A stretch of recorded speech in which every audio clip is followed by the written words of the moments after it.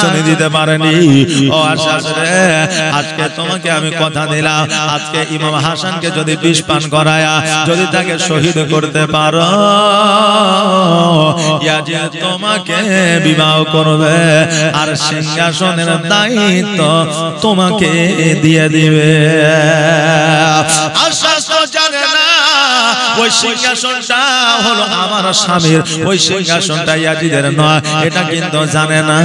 এবার আশাস বলল যদি জানতে পারে, বলে জানতে পারবে না, খাবারের সঙ্গে বিষ দিয়ে দিবি। বাবাজি ভাইরা, এই আশাস ছিল ইমাম হাসান রাদিয়াল্লাহু তাআলা আনহুর বিবি। এবার বলল ঠিক আছে, এবার রাজি হইয়া গেল, ইয়াজিদের কাছে গেল, বলে রাজি হয়ে গেছে। বলে যদি রাজি হয়ে যায় বিষ নিয়ে দিয়ে দে। ওই বিষ নিয়ে আসলো, পানির সঙ্গে পান করাইলো। ইমাম হাসান রাদিয়াল্লাহু তাআলা আনহুর শরীরে এত ক্ষমতা ছিল, ওই বিষে কাম হইল না। তারপরে আপনার খাবারের সঙ্গে খাওয়াইলো, ওই বিষও কাম হইল না। এবার শেষ বেলা খেজুরের সঙ্গে বিষ খাওয়াইছে, সবচাইতে ডেঞ্জার বিষ। এবার যখন বিষগুলো খাওয়াই দিয়েছে, আমার ইমাম হাসান জানতে পারলেন, বুঝতে পারল যে আমার বিবি আমাকে বিষ পান করাইয়া দিয়েছে। কারণ ওই বিষ এমন বিষ রে, শরীরের মধ্যে চলে গেলে কলিজা নাড়ি ভুঁড়ি পর্যন্ত গলে যায়। আরে ইমাম হাসান রাদিয়াল্লাহু তাআলা আনহু যেন বারবার যেন আপনার বাথরুমে যায়, বারবার যেন আপনার বাথরুমে যায়। পান তো হয় না রে, যেন আপনার নাড়ি ভুঁড়ি গুলো যেন আপনার গলে গলে পড়ে। ও বাবাজি ভাইরা, আমার ইমাম হাসান রাদিয়াল্লাহু তাআলা আনহু যেন আপনার জানতে পারলেন, বুঝতে পারলেন। এবার আমার ইমাম হোসেনকে ডাক দিলেন। ইমাম হোসেনকে ডাক দিয়ে বলে, হোসেন আমি আর বাঁচবো না রে ভাই, এই জগৎ থেকে পর জগৎ গমন করব। ও ভাই হোসেন, তবে জগৎটা ভালো নয় রে ভাই, এই জগৎটা স্বার্থপরতায় ভরপুর হয়ে আছে। আজকে আমার নিজের লোক আমাকে বিষ পান করাইছে, আমার উপর বিশ্বাস করতে পারে নাই রে ভাই। ইমাম হোসেন বলল, ভাই গো, কে আপনাকে বিষ পান করাইছে একবার বলে। ও ভাই, খোদার কসম করে বলি রে ভাই, তোমাকে যে বিষ পান করিয়েছে তার ধর থেকে মাথাটা আলাদা করে দিব। ইমাম হাসান জানতে পারলেন, বুঝতে পারলেন আমার ভাই হোসেন বড় রাগী মানুষ, আমার স্ত্রীকে হয়তো বাঁচায় রাখবে না। ওই জন্য আমার ইমাম হাসান রাদিয়াল্লাহু তাআলা আনহু যেন নামখানা বললেন না, বললে ভাই আমাকে যে বিষ পান করাইছে তাকে যেন তুমি কিছু বলিও না রে, তার বিচার আল্লাহ করবে। আমার ইমাম হোসেন জানতে পেরেছিলেন, বুঝতে পেরেছিলেন কে বিষ পান করাইছে। তবু ইমাম হাসান যখন বলেছে তুমি কিছু বলিও না, এই জন্য ইমাম হোসেন কিছু বললেন না। এবার বলল, ভাই তুমি কি নানার কাছে যাও নাই? ইমাম হাসান বলল, ভাই রে, প্রথম বিষ যখন পান করাইছিল তখন নানার কাছে গিয়েছিলাম, দ্বিতীয়বার যখন বিষ পান করাইছিল নানার কাছে গিয়েছিলাম, কিন্তু তৃতীয়বার আর আমি যাব না। ভাই রে, নানা চলে গেছে রে ভাই, আব্বা চলে গেছে, মা চলে গেছে, আমি বড় এতিম রে। আজকে আমি তোমার বড় ভাই হইয়া আজকে তোমাকে আমি দেখাশোনা করতাম, আজকে তোমার বড় ভাই চলে যাবে রে ভাই। তুমি দুনিয়ার মধ্যে বড় একা হয়ে যাবা, দুনিয়ার মধ্যে এতিম হয়ে যাবা। আর দুনিয়ার মধ্যে যে এতিম, ওই এতিমের মতো জ্বালা আর জগতে কারো থাকে না। ইমাম হোসেন বলে, ভাই রে, আজকে তুমি যে চলে যাবা আমার আর কেউ থাকবে না, আমার আর কেউ রইবে না। আমার সুবিধা অসুবিধা কাকে ডাকবো ভাই? মশাইল আমি কাকে নিয়ে আলোচনা করবো ভাই? আজকে আমাকে একা করে ছেড়ে চলে যাইবা। আমার ইমাম হাসান বলে, ভাই রে, আমার নবী ছিল এতিম, আমার মা ছিল এতিম, আমরাও হলাম এতিম। ও ভাই শুনলা, আমার নবীজি বলেছে এতিমের যে দুঃখ ব্যথা বেদনা কষ্ট যন্ত্রণা একজন মানুষ দূর করবে তাকে আল্লাহ একটা হজের সব দান করবে। ওরে ভাই আমরাও হলে এতিম আর তুমিও হলে এতিম, তোমার দিকে কেউ না কেউ থাকবে। আমি এতিম হয়ে কাঁদি না কেন তোমরা বলতে পারো, আমি এতিম হয়ে কাঁদি না কেন তোমরা বলতে পারো। এতিম ছিলেন আমার নবী, এতিম আমিও। নেই বাবা মায় আমার, নেই যে বাড়ি ঘর, নেই বাবা মা আমার, নেই যে বাড়ি ঘর। আমার মতো কপাল পোড়া নেই তো ভাবে আর, তবু মনে নিয়ে সান্ত্বনা কাটাই দিনেরা, তবু মনে নিয়ে সান্ত্বনা কাটাই দিনেরা। এতিম ছিলেন আমার নবী হযরত মুহাম্মদ, এতিম ছিলেন আমার নবী হযরত মুহাম্মদ। আমি এতিম হয়ে কাঁদি না কেন তোমরা বলতে পারো, আমি এতিম হয়ে কাঁদি না কেন তোমরা বলতে পারো। এতিম ছিলেন আমার নবী, এতিম আমিও। আমার ইমাম হোসেন বলে ভাই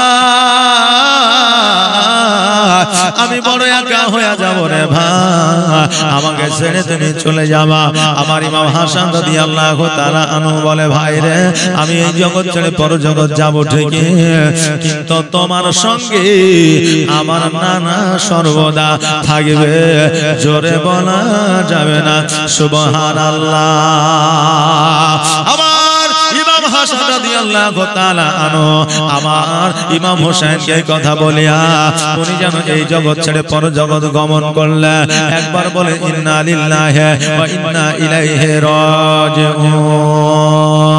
বাবা যে ভাইরা আমার দয়ার নবী মায়ার নবী সাল্লাল্লাহু তাআলা আলাইহি ওয়াসাল্লামের আদরের নাতি ইমাম হাসান পর জগৎ গমন করলেন। হোসেন দাফন কাফনের ব্যবস্থা করলে এইদিকে মাইমুনা আশাসকে দিয়া ইয়াজিদের দরবারে হাজির হয়ে গেছে। এবার ইয়াজিদকে যায় বলছে ও ইয়াজিদ আমরা ইমাম হাসানকে শহীদ করে দিয়েছি, কই আমাদের রাজত্ব আমাকে দিয়ে দাও। ইয়াজিদ বলল মাইমুনা রে ওই ইমাম হাসান হোসেনকে তুমি ছোট থেকে লালন পালন করে বড় করেছো এটা আমি জানি। আজকে কোলে পিঠে মানুষ করার পরে তুমি যাকে বিষ পান করায় মারতে পারো, আমি আজি আমাকে মারবে না সেটা হইতে পারে না। ও আমার সৈন্যরা শুনে নাও শুনে নাও, এ মাইমুনাকে আজ জগতে বাঁচায় রাখো না, তার ধর থেকে মাথাটা আলাদা করে দাও। বলে আমাদের রাজা মহারাজা এই আশাসের কি হবে? বলে আশাসকেও তোমরা কতল করে দাও। আশাস বললো ওই আজ তুমি যে আমাকে বলেছিলে বিবাহ করবে, তুমি যে আমাকে বলেছিলে রাজত্ব দিবে, ইয়াজিদ বলল আশাস রে তুই ইমাম হাসানের বিবি হইয়া তোকে ইমাম হাসান কত ভালোবাসতো, আজ ভালোবাসার কারণে তোকে ছাড় দিয়ে দিয়েছে। কারণ ইমাম হাসান জানতো তুই বিষ পান করে আছে। আজকে ইমাম হাসান এত ভালোবাসার পরেও তুই যদি বিষ পান করাইতে পারে, আজকে আমি ইয়াজিদকে বিষ পান করাবি না, এটা হতে পারে না। এই জন্য বাংলা প্রবাদ বাক্য আছে যেমন কর্ম তেমন ফল। ইংরেজি বাক্য আছে টিট ফর ট্যাট, যেমন কর্ম তেমন ফল, যে যেমন কর্ম করবে সে তেমন ফল পাইবে। বাবাজি ভাইরা, ইয়াজিদ কিন্তু মাইমুনা আর আশাসের যেন আপনার মাথাটা যেন আলাদা করে দিল, তাদেরকে যেন কতল করে দেওয়া হইল। ইয়াজিদ যেন এবার সিংহাসনে আরামসে বসেছে। সৈন্যরা বলতেছে, ইয়াজিদ গো, এখনো ইমাম হোসেন আছে, তুমি যতই আরাম করে বসো না কেন, তোমার এই আরামের সিংহাসন থাকবে না।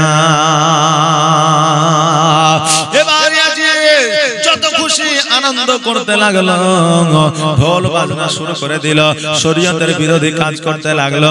ইমাম হোসেন রাদিয়াল্লাহু তাআলা আনহু এটা যেন আপনারা মেনে নিতে পারে না। এবার আমার ইমাম হোসেন রাদিয়াল্লাহু তাআলা আনহু এটা যেন মেনে নিতে পারে না, এটা যেন মেনে নেওয়া সম্ভব হয় না। এটা কেমন করে মেনে নিতে পারে? ইমাম হোসেনকে আপনার ইয়াজিদ ওই কুফা থেকে চিঠি দিয়ে ডাকে। ইমাম হোসেনকে বলতেছে, তোমার বড় ভক্ত আছে, তোমার বড় মুরিদ আছে, তুমি আমাদের কুফাবাসীতে আসো, আর আসার পরে তুমি মুরিদ করো, আর মুরিদ করার পরে তুমি আমাদেরকে আহলে বায়াতের মধ্যে তুমি দাখিল করে নাও। একটা নয়, দুইটা নয়, পাঁচটা নয়, সাতটা নয়, 100টা নয়। রাবিরা বর্ণনা করেছে 210খানা চিঠি মদিনাতুল মুনাওয়ারায় পাঠিয়েছে। ইমাম হোসেন রাদিয়াল্লাহু তাআলা আনহু চিন্তা করে, আল্লাহ, আজকে যদি এই অবস্থায় যদি না যায়, আমার আল্লাহকে আমাদের দণ্ডায়মান করে দিবে। এই জন্য দণ্ডায়মান করবে যে বলবে, হোসেন তোমার কাছে বায়াত গ্রহণ করতে চেয়েছে, তুমি কেন যাও না? এই জন্য ইমাম হোসেন যেন আপনার রাজি হয়ে যান, যে আপনার কুফাবাসীদের কাছে যাবে আর বায়াত গ্রহণ করাইবে। ইতিমধ্যে ইমাম হোসেন আপনার তার স্থলবলকে ডেকে বলল, আমি কালকে, আগামী কালকে কুফায় যাব, রেডি হইয়া যাও, তৈয়ার হইয়া যাও। এর মধ্যে ইমাম হোসেনের চাচাতো ভাই, যার নাম ছিল ইমামে মুসলিম রাদিয়াল্লাহু তাআলা আনহু, ওই ইমামে মুসলিম বলল, ভাই রে, ওই কুফাবাসীর মানুষরা ভালো না, ওই কুফাবাসীর মানুষরা তাদের মনটা ভালো না, ওই কুফাবাসীর মানুষরা হলো মুনাফিক, ওই কুফাবাসীর দিল ভালো না, অন্তর ভালো না, তারা মুখে এক কথা বলে, অন্তরে আর এক কথা বলে, অন্তরে এক কথা বলে, মুখে আর এক কথা বলে। অতএব তুমি হলে একটাই ভূত, অতএব তোমাকে যাইতে হবে না, আমি ইমামে মুসলিম আগে কুফায় যাব, আর আগে যাওয়ার পরে ওই যদি কুফার অবস্থা যদি ভালো দেখতে পায়, কুফার অবস্থা যদি ভালো হয়, তোমাকে চিঠি করে ডেকে নিব, তারপরে তুমি যাবে। এবার বলল, ভাই ও ইমামে মুসলিম, তুমি যখন বলছো রে ভাই, তো তুমি আগে যাও, আর যাওয়ার পরে পরিস্থিতিটা দেখো, পরিস্থিতিটা বোঝো, আর বোঝার পরে তুমি আমাকে চিঠি লিখে দিবা, আর আমাকে যখন চিঠি লিখবা তারপরে আমি যাব, তার আগে আমি যাব না। ইমাম মুসলিম রাদিয়াল্লাহু তাআলা আনহু যেন বাবা এইদিকে আপনার বললেন, ঠিক আছে, সকাল হয়ে আছে, আর সকাল হওয়ার পরে যেন আপনার পুটলি বাটলা বেঁধে নিয়ে যেন আপনার ঘোড়ার পৃষ্ঠে চেপে গেছে, ঘোড়ার পৃষ্ঠে চেপে যায়, লাগাম খানা যখন টান দিয়েছে, ঘোড়া যেন আগে যায় না, ঘোড়া চলে না। ইমাম মুসলিম বলল, ঘোড়া শোনো রে, তুমি কেন আগে যাও না, তুমি কথা কেন শোনো না, লাগাম ধরে টান দিল, তুমি যাও না কেন? ঘোড়া বলে, আল্লাহ, আমার জবান খানা তুমি খুলে দাও, আমি একবার ইমাম মুসলিমের সঙ্গে কথা বলে নি। আল্লাহ বললেন, ঘোড়া রে, আমি আল্লাহ আমার মহিমা বোঝা বড় দায় যাও যাও যাও আমি তোমাকে জবান দিয়ে দিলাম তুমি কথা বলে নাও বাবাজি ভাইরা এবার কিন্তু ইমামে মুসলিম রাদিয়াল্লাহু তাআলা আনহু দিকে ঘোড়া তাকায়া বলল ইমাম মুসলিম আমি কেমন করে আগে আগাবো আমি কেমন করে ঘোড়া যাব একবার আমার নিচের দিকে তাকায়া দেখো আমার পায়ের দিকে তাকায়া দেখো ইমাম মুসলিম রাদিয়াল্লাহু তাআলা আনহু যখন আপনার নিচের দিকে ঘোড়ার পায়ের দিকে যখন তাকায়া দেখছে যেন তার দুই সন্তান ইব্রাহিম আর মুহাম্মদ যেন ঘোড়ার পা দুটো ধরে যেন পড়ে আছে জোরে বলেন সুবহানাল্লাহ ইমাম মুসলিম রাদিয়াল্লাহু তাআলা ঘোড়ার পৃষ্ঠে থেকে নেমে জলদি করে দুই সন্তানকে বুকে জড়ায় ধরলেন বলে বেটা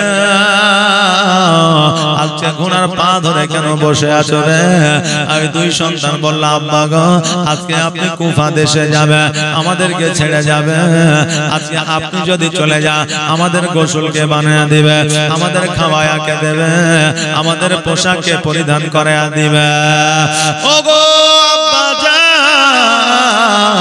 আমাদেরকে কে সুরমা কাজল পরাইয়া দিবে ও আব্বা আমাদেরকে একা করে যেও না আব্বা আমাদেরকে তুমি সঙ্গে করে নিয়ে চলো ইমাম মুসলিম বলল বেটা রে আজকে ওই কুফাবাসীরা ভালো না ওই কুফাবাসীদের মধ্যে দয়া নয় মায়া না আজকে ওই কুফাবাসীদের কাছে যাইয়া আমি সঠিকভাবে ফিরবো কিনা সেটাও বলা যাবে না আজকে তোমরা তোমার চাচার কাছে থাকো ইমাম হোসেনের কাছে থাকো আমি কুফা থেকে ঘুরে আসি ওই দুই সন্তান বলল আব্বা আমরা চাচার কাছে থাকবো না আব্বা আমরা তোমার সঙ্গে যাইব যদি আমাদের ইন্তেকাল হয় তোমার সঙ্গে হবে আর যদি আমরা ফিরে আসি একসাথে ফিরে আসবো জোরে বলেন সুবহানাল্লাহ এত করে বুঝানোর পরেও ও ইমামে মুসলিমের দুই সন্তান ইব্রাহিম মুহাম্মদ দুই সন্তান দুইটা ফুল আপনার একবারে জ্যোৎস্না আলোয় আলোকিত দুই সন্তান ওই সন্তানকে যেন আপনার বুঝাইতে পারলো না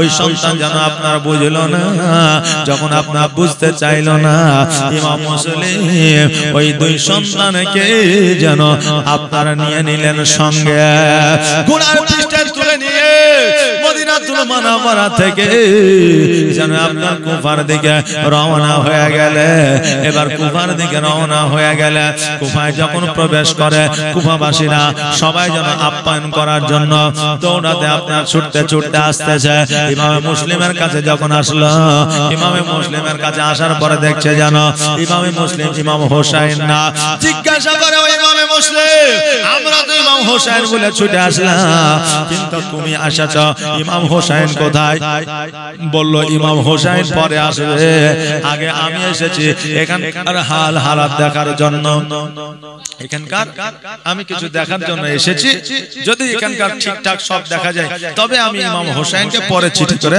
আমি ডেকে লিখব বলল ঠিক আছে সবাই যেন আপনার একে একে চারিদিকে যেন চলে গেল দেখলো ইমাম হোসেন আসে না নবীর বংশ ইমামে মুসলিম এসেছে ইমাম হোসেনের চাচাতো ভাই এসেছে একজন ইমামে মুসলিমকে নিয়ে আসলো ইমামে মুসলিমকে আপনার নিয়ে আসার পরে এবার কাজী শাড়ির বাড়িতে আপনার থাকলো এবার কাজী শাড়ির বাড়িতে যখন আপনার আরাম করতেছে বিশ্রাম করতেছে একদিন দুই দিন যখন অতিবাহিত হয়ে গেল এই কাজী শাড়ির বাড়ি থেকে আমার ইমাম মুসলিম রাদিয়াল্লাহু তাআলা আনহু যেন আপনার পত্র লিখে দিলেন চিঠি লিখে দিলেন ভাই হোসেন কুফার অবস্থা ভালো আমাদের যথেষ্ট সম্মান হয় ইজ্জত হয় অতএব আর দেরি নয় তুমি যত তাড়াতাড়ি পারো মদিনা থেকে কুফায় চলে আসো চিঠি যখন ছেড়ে দিয়েছে ওই ইয়াজিদ জানতে পেরেছে আর ইয়াজিদ জানতে পারার পরে এবার সৈন্যদের বলে দিল যাও যাও যাও তোমরা ইমামে মুসলিমের নামে তোমরা কুফাবাসীদের মধ্যে এলান করে দাও যারা ইমামে মুসলিমকে জায়গা করে দিবে তাদের ঘর বাড়ি জ্বালাইয়া দেওয়া হবে। ইয়াজিদের সৈন্যরা যখন এলান করে দিল সবাই যেন আপনার ইমামে মুসলিমের ভয়ে ইমামে মুসলিমকে বাড়ি ঢুকতে দিবে না বলে সবাই যেন আপনার দরওয়াজাটা বন্ধ করে রাখে। এবার দেখলো কাজী শারীরকে বলল কাজী শারীর আমার দুই সন্তান মুহাম্মদ আর ইব্রাহিম থাকলো এদেরকে তুমি যেমন করে হোক মদিনাতে তোমরা পৌঁছে দিও আমি মদিনায় ফিরি আর না ফিরি আর যেমন করে হোক ইমাম হোসেনকে যে চিঠি আমি লিখেছি ওই চিঠিখানা তুমি বন্ধ করো। এবার বাবাজি ভাইরা এবার যেন চিঠি বন্ধ করার চেষ্টা করে কিন্তু আর চিঠি বন্ধ হয় না কারণ সেই যুগের আমলে রাজা ছিল ইয়াজিদ। এবার আবার ইমামে মুসলিমকে খুঁজে খুঁজে আরম্ভ হয়ে গেল। ইমামে মুসলিমকে পাকড়াও করো কোথায় আছে ধরো। ইমামে মুসলিম কাজী শারীর বাড়ি থাইকা উম্মে হানির বাড়িতে যেন আপনার লুকায় গেল। এবার লুকায় যাওয়ার পরে আমার এইদিকে উম্মে হানি মসজিদে আসে বাড়িতে যায় ইমাম মুসলিম যেন বাড়ির মধ্যে আছে ইমামে মুসলিম যেন বাড়ির মধ্যে আছে। ইয়াজিদের সৈন্যরা ইমাম মুসলিমকে খোঁজে ইমাম মুসলিমকে যেন খুঁজে পায় না ইমামে মুসলিমকে যেন খুঁজে পায় না। এবার ইয়াজিদ সৈন্যদের বলল সৈন্যরা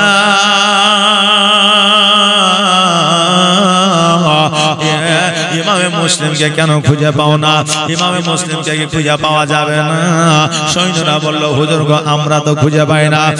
একজন মুনাফিক বলল ও ইয়াজিদ শোনো গো আমি ইমাম মুসলিমকে খুঁজে দিব আমাকে তুমি কি দিবা বলো 50টা মোহর দেব বলে 50টা মোহর আগে আমাকে দিতে হবে পরে দিলে হবে না বলে তোমাকে আগেই দেব আর যদি না পাই তোমার গর্দান আমি রাখব না। বলল ঠিক আছে। এবার বাবাজি ভাইরা ওই মুনাফিক আপনার 50টা মোহর নিল নেওয়ার পরে কোন জায়গা গেল না মসজিদে চলে গেল। মসজিদে যাওয়ার পরে সবাই নামাজ পড়লো ওই মুনাফিকও নামাজ পড়লো। আসলে তো সে মুসলিম নয় আসলে তো সে মুনাফিক। এবার নামাজ পড়ার পরে তাসবিহ তাহলিল করেছে পাশে বসে একজন যেন তাসবিহ পড়েছে ও চিন্তা করলো হায় রে এই যে তাসবিহ পড়ে হয়তো ইমাম হোসেনের ভক্ত হবে। ইমাম মুসলিম কোথায় আছে জানতে জানে কারণ এ হলো ইমাম হোসেনের ভক্ত দেখেই বোঝা যায়। পাশে যায় বলল ও ভাই শোনো গো ইমাম মুসলিম কোথায় আছে তুমি কি বলতে পারো বলে আমি বলতে পারবো কেমন করে বলো ভাই তুমি যেমন ইমাম হোসেনের ভক্ত ইমাম হোসেনকে ভালোবাসো নবীর আওলাদকে ভালোবাসো আমিও নবীর আওলাদকে ভালোবাসি নবীর আওলাদকে ভালোবাসার কারণে আমি এই জায়গায় উপস্থিত হয়েছে আমি ইমাম মুসলিমের হাতে একটা চুম্বন করতে চাই ইমাম মুসলিমের কাছে সাথে একবার দেখা করতে চাই আর আমার জীবনের গুনাহগুলোকে ছড়াইয়া নিতে চাই। কিন্তু ওই মুমিন কিন্তু বুঝতে পারলো না যে আসলে মুনাফিক আসলে নবীর বংশের দুশমন এটা বুঝতে পারলো না। এবার বলল শোনো গো আমি জানি তোমাকে বলবো কিন্তু তুমি যেন কাউকে বলো না বলে খবরদার কাউকে বলবো না কোথায় আছে বলো বলে শোনো ওই ইমাম মুসলিম উম্মে হানির বাড়িতে আছে গো ওই উম্মে হানির বাড়িতে চলে যাও আর ওই উম্মে হানির বাড়িতে যাইয়া তুমি খোঁজ নাও দেখবে ইমাম মুসলিমকে পাওয়া যাবে। ওই মুনাফিক আপনার জলদি করে উম্মে হানির বাড়িতে আপনার হাজির হয়ে গেল। উম্মে হানির দরওয়াজায় যেন আওয়াজ করে উম্মে হানি দরওয়াজাটা খোলো। উম্মে হানি দরওয়াজাটা খুললো আর খোলার পরে বলল তোমার বাড়িতে নাকি ইমাম মুসলিম আছে বলে তোমাকে কে বললো বলে আমি জানি বলে কি কাজ আছে বলো বলে আমি ইমাম মুসলিমের কাছে বায়াত গ্রহণ করতে চাই ইমাম মুসলিমের চেহারা থেকে আমার জীবনের গুনাহ ঝরাইতে চাই অতএব ইমাম মুসলিমের সঙ্গে একবার সাক্ষাৎ করে দাও। এই কেমন মুনাফিক দেখে এ আসলে ইয়াজিদের লোক তবুও ইমাম মুসলিমের কাছে গেল, মুসাফা করলো, হাতে চুম্বন করলো, বায়াত গ্রহণ করলো, কিছু টাকাও দিল। এবার দেওয়ার পরে আর কোন জায়গায় দাঁড়ায় না, একবারে জলদি করে ইয়াজিদের দরবারে চলে গেল। সঙ্গে সঙ্গে ইয়াজিদের সৈন্যরা উম্মে হানির বাড়িতে হাজির হইল। উম্মে হানির বাড়িতে হাজির হওয়ার পরে এবার বলল, উম্মে হানি রে, তোমার বাড়িতে নাকি ইমাম মুসলিম আছে বলে কে বলল? বলে আমরা জানি। বলে উম্মে হানি বলল, আমার বাড়িতে ইমাম মুসলিম আছে, তার প্রমাণ তোমাদের কাছে আছে।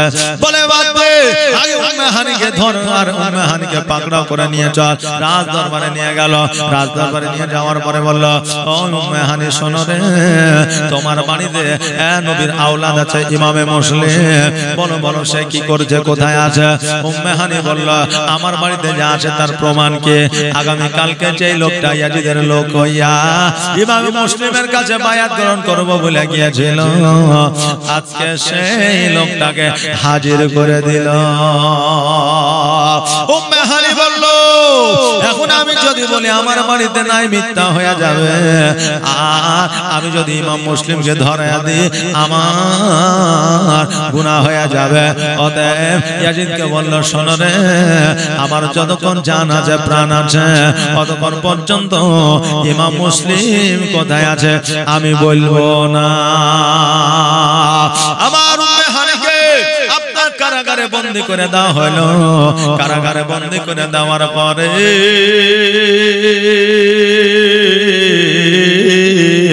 ইমামে মুসলিমকে যেন খোঁজাখুঁজি আরম্ভ করে দিল। এবার ওই কুফাবাসীরা যেন একটা আন্দোলন বাহির করলো। উম্মে হানিকে কেন ধরা হলো, পাকড়াও করা হলো? উম্মে হানিকে কতল কেন করা হলো? উম্মে হানিকে ইয়াজিদ বাহির করে দেখা দিল। কুফাবাসীরা যেন আপনার সান্ত্বনা পায় নিল, আর উম্মে হানিকে ছুড়াইয়া আনলো না।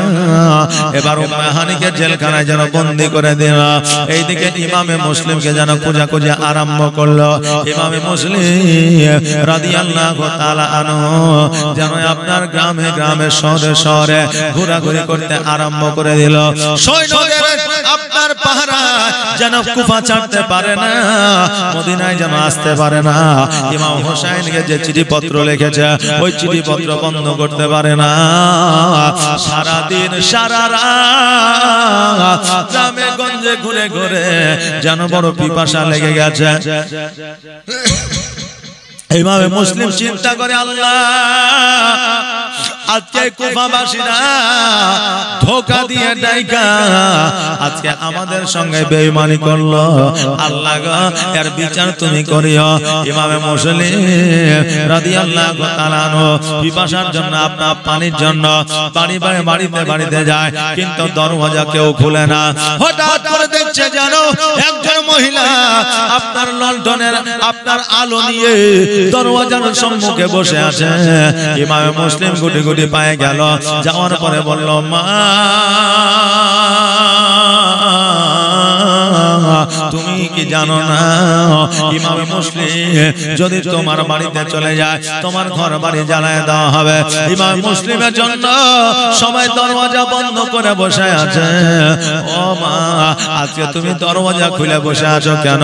ওই মহিলা বলল, শোনো গো, তোমার পরিচয়টা কি, তোমার বাড়ি কোথায়? তোমাকে তো এর আগে কোনোদিন দেখি না। ইমাম মুসলিম বলল, শোনো, আজকে দরওয়াজাটা খুলে কেন বসে আছো? বলে, আমার এক সন্তান ইয়াজিদের দরবারে কাজ করে, যার নাম হলো বেলাল।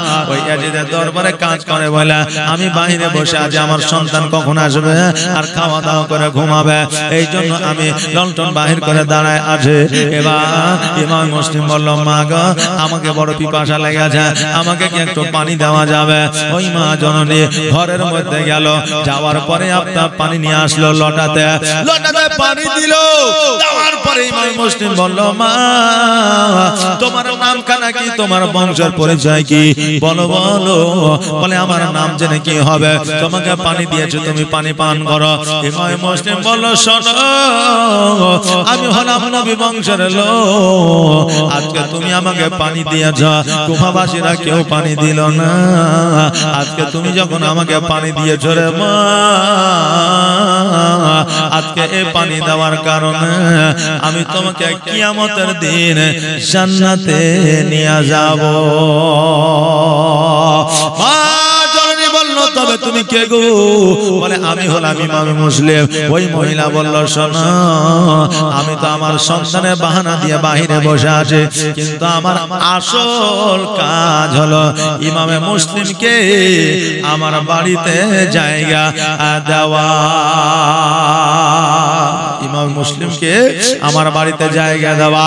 ও ভাইরা, ইমামে মুসলিম রাদিয়াল্লাহু তাআলা আনহুকে সঙ্গে সঙ্গে যেন আপনার ঘরের মধ্যে নিয়ে গেল, আর ঘরের মধ্যে নিয়ে যায় বলল, ইমাম মুসলিম তুমি খাওয়া দাওয়া করো, এই জায়গায় তুমি বিশ্রাম করো, আমার সন্তান চলে আসলে তোমাকে দেখে ফেললে ইয়াজিদের দরবারে যে বলে দিবে, অতএব আজকে রাতে আমার বাড়িতে থেকে যাও, সকাল হলে আবার তুমি মদিনার দিকে রওনা হয়ে যায়। রাত্রিবেলা মা যেন এই পার থেকে ওই পার হয়, এই ঘর থেকে ওই ঘরে যায়। এইদিকে ইমাম মুসলিম রাদিয়াল্লাহু তাআলা আনহু যেন ঘরের মধ্যে শুয়ে আছে। এই বেলাল যেন আপনার ইয়াজিদের দরবার থেকে বাড়ি আসলো। এবার ওই মা বলে, বেটারে এত কেন দেরি হইল? বলে, মা তুমি কি জানো না ইমাম মুসলিমকে খুঁজে খুঁজে চলছে, কেউ খুঁজে পাইছে না, এই জন্য রাজ দরবারে কাজ বেড়ে গেছে। মা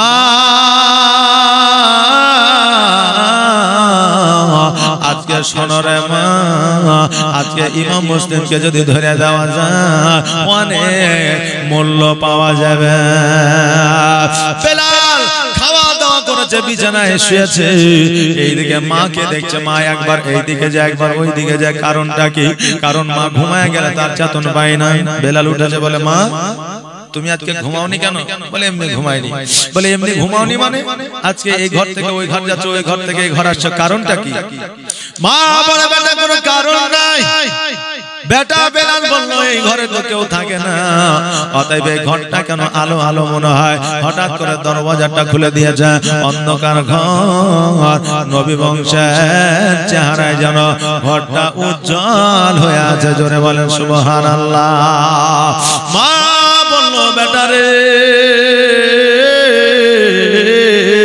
এই কথা ইয়াজিদকে বলিস না, ইয়াজিদকে বললে পারে ইয়াজিদ ইমাম মুসলিমকে রাখবে না, ইমামে মুসলিমকে শহীদ করে দিবে। বেলাল বলল, মা এটা কি হতে পারে? আমি তো কোনোদিনই বলবো না। মা তুমি যখন বলছো আমি বলবো না। মা বলল, বেটারে আজকে যদি আমার কথাটা তুমি শুনালে আমার দুধের শোধ করে দিব। সকালবেলায় মায়ের কাছ থেকে বিদায় নিয়ে ইয়াজিদের দরবারে পৌঁছালো। যেমন ইয়াজিদের দরবারে পৌঁছে যাওয়া অমনি ইয়াজিদের কাছে খবরটা দিয়ে দিল। ইয়াজিদের সৈন্যরা এসে হাজির হয়ে গেল। এবার ওই বেলালের মাকে বলল, মা বলো বলো ইমাম মুসলিম কোথায় আছে? মা বলল, না বলা যাবে না, ইমাম মুসলিমকে নিয়ে যাওয়ার আগে আমাকে তোমরা শহীদ করো। ওই মায়ের প্রতি যেমন অত্যাচার শুরু করলো, মহিলাদের প্রতি যদি অত্যাচার হয় আমার নবী বংশের লোক সহ্য করতে পারে না। সঙ্গে সঙ্গে ইমাম মুসলিম তলোয়ারটা নিয়ে বাহির হয়ে আসলো, ঢালটা নিয়ে বাহির হয়ে আসলো। আসার পরে বলল, এটিদের দলের লোকেরা আজকে মহিলার প্রতি অত্যাচার কেন করো? যদি তোমরা মায়ের সন্তান হয়ে থাকো, আমি ইমাম মুসলিম, আমার সঙ্গে তোমরা যুদ্ধ করো। যুদ্ধ আরম্ভ হয়ে গেল। একটা নয়, দুইটা নয়, পাঁচটা নয়, 12টা সৈন্যকে আপনার কতল করে দেওয়া হলো। এবার দেখলো ইয়াজিদের সৈন্যরা, আমরা তো ইমাম মুসলিমকে পারবো না, ক্ষমতা না, এবার একটু বুদ্ধিবিদ্যা নিয়ে নিতে হবে। এবার ইমাম মুসলিমকে বলে, ইমাম মুসলিম দাঁড়ায় যাও। বলে, কি বলছো? বলে, আমরা যুদ্ধ করবো না, তুমিও যুদ্ধ করো না। বলে, কেন? বলে, আমরা তোমাকে মদিনায় পৌঁছে দিব, আর তোমার দুই সন্তানকে মদিনায় পৌঁছে দিব। তোমরা আমাকে আমাদের কাছে শুধু ধরা দাও, তুমি আমার কাছে শুধু ধরা দাও। ইমাম মুসলিম বলল ঠিক আছে আমার তার কোনো রাস্তা নাই, যুদ্ধ করতে আমি চাই না, তবে যদি তোমরা আমাকে পৌঁছে দাও আমি সারেন্ডার হয়ে যাব। এবার বলল ঠিক আছে। এবার তলোয়ার আর ঢালটা নিয়ে নিল, হাত দুখানাকে আপনার বেঁধে দেওয়া হলো। এবার ইমাম মুসলিমকে যেন ইয়াজিদের কাছে হাজির করে দেওয়া হলো। ইয়াজিদ বলল সৈন্যরা আর দেরি নয়, দেরি নয়, যাও যাও যাও, এই ইমাম মুসলিমকে ছাদের উপরে নিয়ে গিয়া তাকে শহীদ করে দাও। ইমাম মুসলিম বলল এই কথা তো ছিল না, আমাকে মদিনায় পৌঁছে দেওয়ার কথা ছিল, এই জন্য আমি যুদ্ধ করলাম না, আর আজকে তোমরা আমার সঙ্গে বেঈমানি করো। ইয়াজিদ বলল আমাদের কথার কোনো দাম নাই, এটা কি তুমি জানো না? আর আজকে আমি তোমাকে কথা দিই নাই, কথা দিয়েছে আমার সৈন্যরা। ইমাম মুসলিম জানতে পারলো, বুঝতে পারলো আল্লাহ আমি আর জগতে থাকবো না, এরা আমাকে শহীদ করে দিবে। ইমাম মুসলিম বলল ইয়াজিদ রে আমাকে শহীদ করে দিবি এটাই আমি জানি, তবে আমি তোমাকে 3টা ওসিয়ত করে যেতে চাই, ওই 3টা ওসিয়ত একটু তুমি পূরণ করিও। ইয়াজিদ বলল কি ওসিয়ত বলো? বলে প্রথম নম্বর হইল ইমাম হোসেনকে চিঠি লিখেছি, ওই চিঠিটা তুমি রদ করে দিও। দ্বিতীয় নম্বর হইল আমার 2টা সন্তান আছে, কচি কচি বাচ্চা সন্তান রে, ওই কচি কচি বাচ্চা দুটোকে মদিনায় পৌঁছে দিও। আর তৃতীয় নম্বর হইল আমি কুফায় থেকেছি, আমার কিছু ধার দেনা হয়ে গেছে, আমার ঢালটা তলোয়ারটা বিক্রয় করে ওই ধার গুলা পরিশোধ করে দিও। আহারে ইমানদার কাকে বলে একবার দেখেন। ইয়াজিদ বলল ও ইমাম মুসলিম শোনো, তোমার সন্তানকে মদিনায় পৌঁছে দিব এটা আমার দ্বারা সম্ভব নয়, চিঠি রদ করব এটাও সম্ভব নয়, তোমার ঢাল আর তলোয়ারখানা বিক্রয় করে এই ধারগুলো পরিশোধ করে দিব। ইমাম মুসলিম বলল হায় রে আমি চিঠি লিখলাম, আমার সন্তানটা বড় কথা নয়, ইমাম হোসেন আসবে আর ইমাম হোসেনকে তারা শহীদ করে দিবে, এটাই বড় কষ্ট হয়। ইমাম মুসলিমকে টানতে টানতে আপনার ছাদের উপরে নিয়ে গেল, আর ছাদের উপরে নিয়ে যাওয়ার পরে যেমনই আপনার শহীদ করতে যাবে অমনি ইমাম মুসলিম বলল আমাকে কি একটু পানি দিবা গো, আমার কলিজাটা যেন শুকায়া যায়, পানির পিপাসায় যেন আমি কাতর হয়ে যাই, একটু পানি দাও, পানি দাও, আমি একটু পানি পান করতে চাই। এই সৈন্যরা বলল শেষবারের মতো যখন পানি চাইছে একটু পানি দে, লোটাতে করে পানি দিয়েছে, যেমনই পান করতে যাবে মুখ থেকে যেন রক্ত দর দর করে ওই পানিতে যেন পড়ে যায়। ইমাম মুসলিম তুই চোখের পানি ছেড়ে দিয়ে বল আল্লাহ দুনিয়ার পানি তুমি আমার জন্য হারাম করে দিয়েছ, আজকে হাউজে কাউসারের পানি আমার জন্য রেডি করে দিয়েছ, জোরে বলেন সুবহানাল্লাহ। সঙ্গে সঙ্গে আমার ইমাম মুসলিম বলল সৈন্যরা তোমাদের পানি না তোমরা নিয়ে নাও, তোমাদের পানি পান করব না, কারণ একজন মুসলিমের জন্য রক্ত পান করা হইল হারাম। আর আমাদের মায়েরা যখন কাঁথা সেলাই করে হাতটা যদি ফুটে যায় অমনি মুখে দিয়ে দেয় না, যে আপনার একটু চষে যাতে রক্তটা বাইরে হয়, রক্ত পড়া বন্ধ হয়ে যায়, কিন্তু রক্ত মুখে চলে যায়। এই মায়েরা মুখে দিবেন না নইলে রক্ত চলে যাবে, আর রক্ত মুখে দেওয়া হলো মুসলমানের জন্য হারাম। অনেকের হাত পা কেটে গেলে আপনার মুখ দিয়ে আপনার চেপে ধরে, ওটা করা যাবে না, যেহেতু মুসলিমের জন্য রক্ত হারাম। আমার ইমাম মুসলিম রাদিয়াল্লাহু তাআলা আনহু বললেন ও সৈন্যরা তবে শোনো রে, আমাকে তোমরা শহীদ করে দিবে আমি জানি, কিন্তু আমাকে শহীদ করে দেওয়ার পরে আমার দেহখানে রাস্তায় ফেলে রাখিও না, জঙ্গলে ফেলে রাখিও না, একটু দাফনের ব্যবস্থা তোমরা করে দিও। সৈন্যরা বলল না না না, এর গ্যারান্টি আমরা দিতে পারবো না। সঙ্গে সঙ্গে তলোয়ার খানা উঠায়া ইমাম মুসলিমের যেন গর্দানে আপনা মেরে দিল বাবা। অমনি যেন ধর থেকে মাথাটা আলাদা হয়ে গেল। আর ইমাম মুসলিম রাদিয়াল্লাহু তাআলা ইহ জগৎ ছেড়ে পর জগৎ গমন করলেন।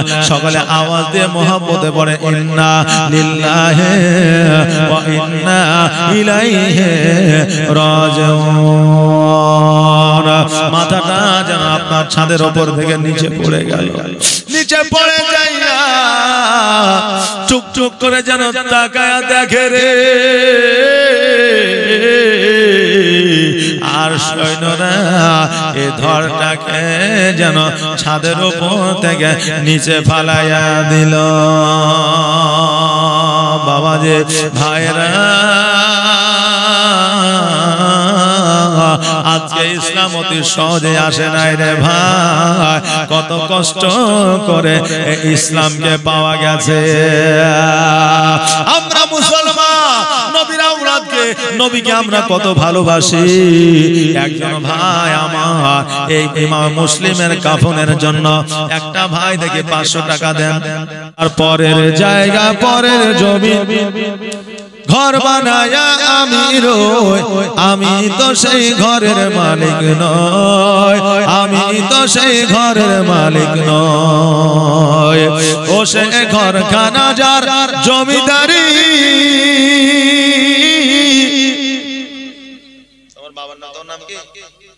হাবিবুর রহমান। ওনার বাবার নামে 100 টাকা দান করেছে। আল্লাহ যেন দানকে কবুল করেন। সকলে বলেন আমিন সুম্মা আমিন। ও সে ঘর খানা যার জমিদারি, আমি পাই না তাহার হুকুম জারি। আমি পাই না জমিদারের দেখা, আমি পাই না জমিদারের দেখা। মনের দুঃখ কারে কই, আমি তো সেই ঘরের মালিক নয়, নয় রে, আমি তো সেই ঘরের মালিক নয়। পরের জায়গা পরের জমি ঘর বানায়া আমি রঙয়, আমি তো সেই ঘরের মালিক নয়, আমি তো সেই ঘরের মালিক নয়। জমিদারের ইচ্ছা মতো হয় রে জমি চাষ, তাই তো ফসল ফলে না রে দুঃখ 12 মাস। আয় হায় দুঃখ 12 মাস। জমিদারের ইচ্ছা মতো হয় রে জমি চাষ।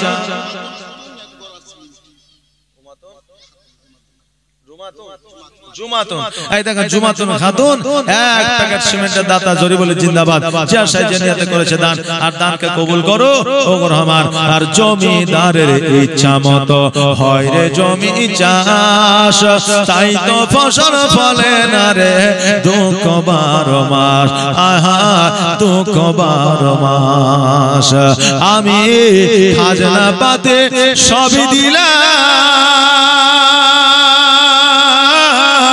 তবু জমিহীন আমার হয় যে নিলাম।